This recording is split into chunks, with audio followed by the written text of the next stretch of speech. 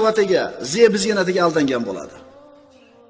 Payg'ambarimiz sollallohu alayhi vasallamdan mana Imom Termiziydan keltiriladi hadis. Rasululloh aytadilar. Qarang, kitob bizga nimani ta'lim beryapti.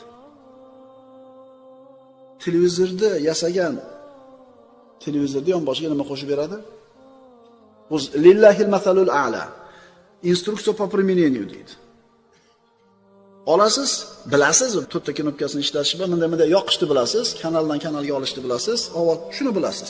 Ichida bir dunyo funksiyasi bo'ladi. Agar kitobini tashab qo'ysangiz, bu televizorda ichidagi imkoniyatini 90% ni ishlata olmaysiz. To'g'rimi? Masalan, telefoninglar bor, oddiy qo'linglardagi. Kim aytadi men ichidagi imkoniyatini 90% ga ishlata olaman deb? Oz unaqalar. Alloh taolo koinotni yaratdi, insonni dunyoga keltirdi va mana shu koinotda